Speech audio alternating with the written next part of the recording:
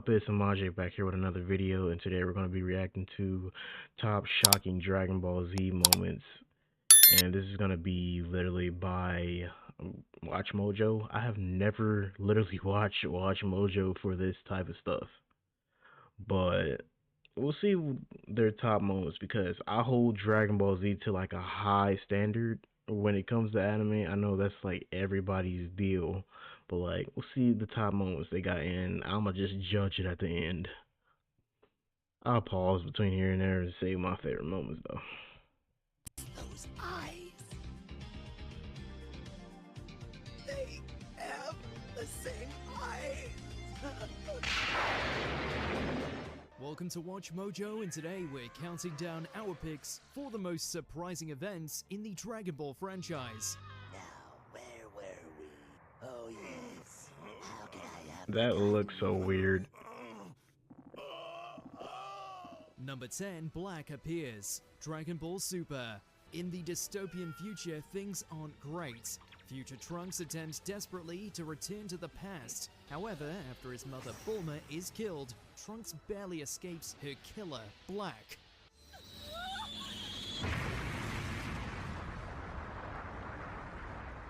Meeting up with future Mai, Trunks hopes that they can return to the past together. However, Black pursues them and seemingly kills Mai too. Killing two prominent characters, even if it's in an alternate timeline, would be bad enough to make a shocking first impression. But then we see Black's face and he looks like Goku. You've been running around. I'm not gonna lie, I was initially like iffy about like the other like sagas of Dragon Ball Z Super, but like when this nigga Black appeared, I was just like, what? Goku and evil? But why was he named Goku Black? There was that little whole meme and that whole little deal about like, oh, stop, that man's not black. I kept laughing at that over and over so many times. Making messes for too long, and now I'm going to choke the life from you. An evil version of the protagonist is a familiar trope for Dragon Ball, but this reveal still gets our hearts racing. I can't wait to watch you die.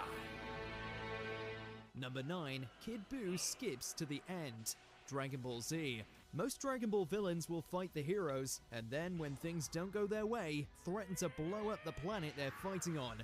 Kid Buu cuts out the middle bits and just decides to blow up Earth, relying on his ability to regenerate to survive. Vegeta, we can't stop that! Even as Goku and Vegeta flee, hoping to save some of their family and friends, we all assume there'd be some way out of the situation. It's no good! I can't concentrate! But then Buu unleashes his attack, and planet Earth, as well as most of the extended cast, God. is no more. And sure, they come back later, but in the moment, it's absolutely terrifying. I'm not gonna lie, when Majin Buu blew up the whole Earth, he was the first villain to ever like succeed and do that. I was just so like shocked as soon as I seen that shit. They doing their homework, they doing their shit, man. Okay, Watch Mojo. So like, bro, my favorite moment was when that nigga went to heaven and started beating the fuck out of Krillin and Yamcha. How do you go somewhere and beat the fuck out of dead niggas? That's crazy.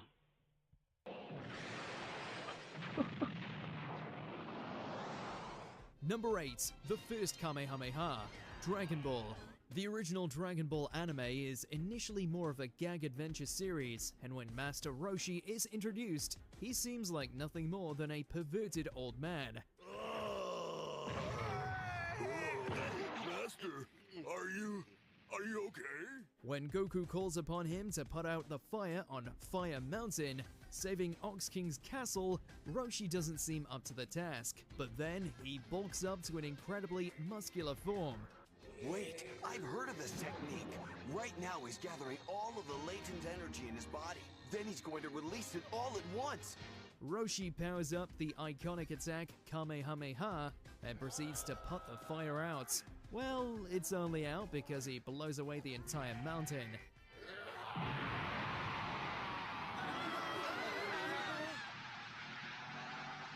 Damn. Roshi's surprising I have to admit, initially, you don't really take Master Roshi so serious because this nigga's always on some weird shit and some demon time with the ladies. But, like, in serious modes, you gotta take that nigga serious. And he's actually such a great ass person to watch when he fights. Seen that first fight with Goku and them. transformation and incredible attack changed the entire course of the series and raised plenty of eyebrows. Number 7. Goldo loses his head. Dragon Ball Z. In the pecking order of the Ginyu Force, Goldo may rank pretty low. Nonetheless, the little green man still proves challenging for Gohan and Krillin to fight.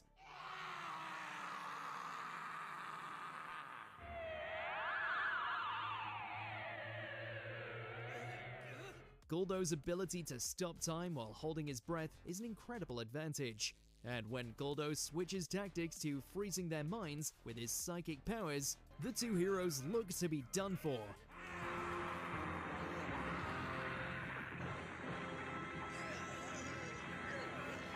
However, Vegeta of all people steps in to save them. With little to no warning, the That was Saiyan slick Prince as cuts hell. off Goldo's head with an energy beam.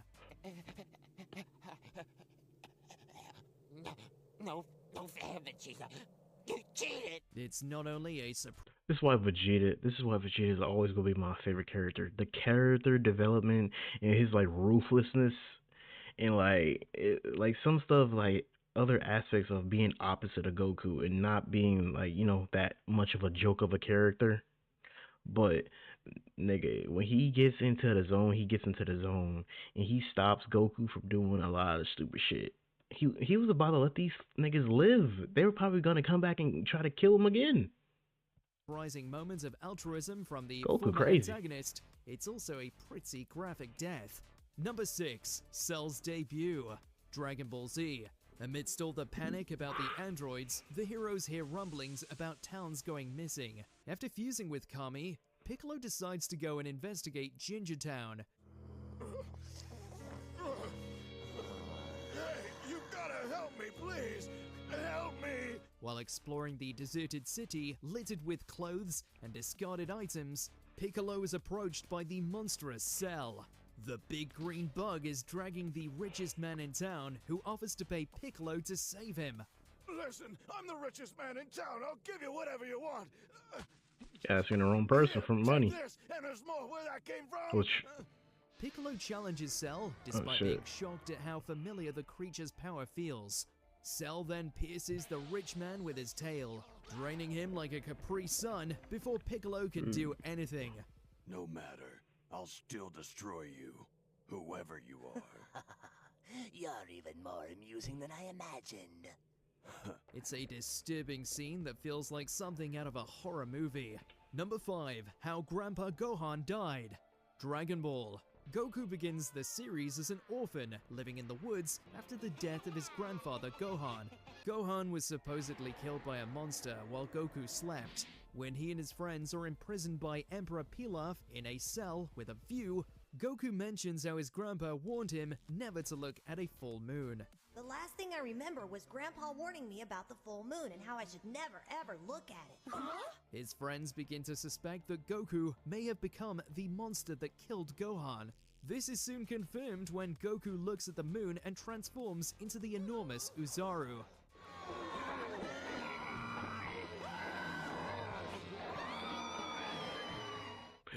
This one's like shocking when you first watch it, but like I feel like it's like when you go back for a rewatch, it's just so iconic and like damn near nostalgic.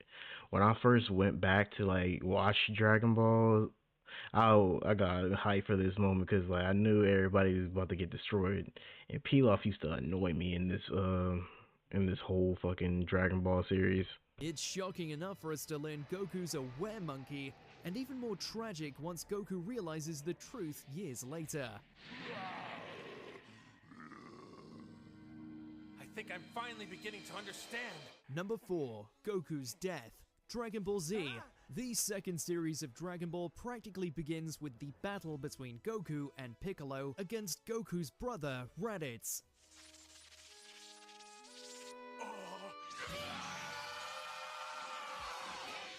Despite being the two strongest fighters on Earth, the duo can barely match the Saiyan warrior in combat. Ultimately, Goku decides to sacrifice himself by restraining Raditz so Piccolo can kill them both.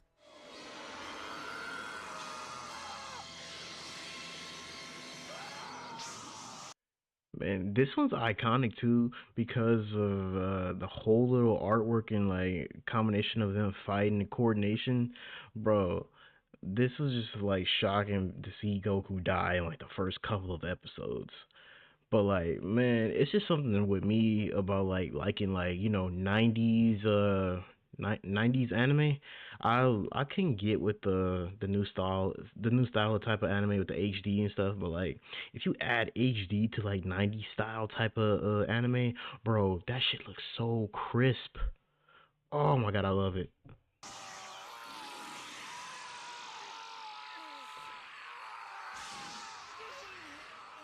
Longtime fans of Dragon Ball were surprised, as Goku had rarely been backed into a corner like this, much less killed. And viewers who started with Z were shocked that the protagonist died in the first few episodes. No! Goku! Goku! Number 3. Krillin's First Death. Dragon Ball. The martial arts tournament is Bro died over. so many Time for times. the gang to celebrate and eat their fill at a restaurant. But oops, Goku has forgotten his Dragon Ball and the power pole at the arena. It's fine though, Krillin is running back to go get them. Wait, Krillin! What is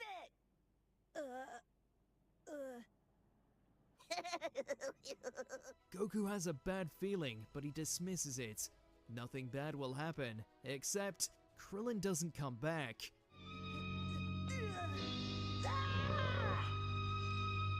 Returning to the arena, Goku sees Krillin and the announcer lying on the ground. The announcer tells him a monster attacked them and took the Dragon Ball. And Krillin's not just injured, he's dead. Please don't go!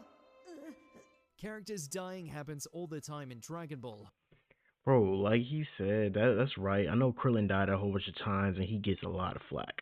But like seeing like Goku hold his own friend at the age of like 12, or I don't know how old he was, 12 or 13. Look, that's like a kid. You like holding your old dead homie in your hands. That's like tough to deal with. You got to think of like how it is to feel about that in like a real aspect. Even though it's like an anime and cartoon, but like it's like realness right there, man. But it all started with this one. The fact that it sprung on us this way leaves quite the impression. Number 2, Goku's Origins. Dragon Ball Z. Along with being a brand new show, Dragon Ball Z changed everything, starting with Goku. A trip to Kame House is interrupted by the surprise arrival of Raditz.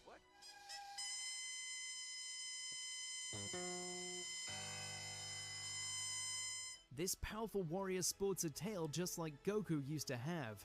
He reveals that not only is Goku's birth name Kakarot, but he also belongs to a race of alien conquerors called the Saiyans.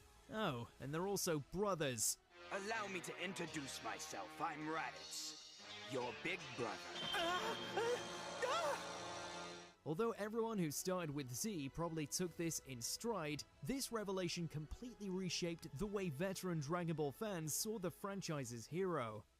Well now, what do you think? Are you excited? You should be. Before we continue, be sure to subscribe. I mean, I feel like everybody really thought that Goku wasn't even normal, cause like look at him, he kept receiving like so much power ups through all the whole Dragon Ball series, and like niggas didn't even know where that was coming from, and he was just so much more powerful than like anybody else on the planet at that point until he met Piccolo. But I'm gonna skip this part. Hold up.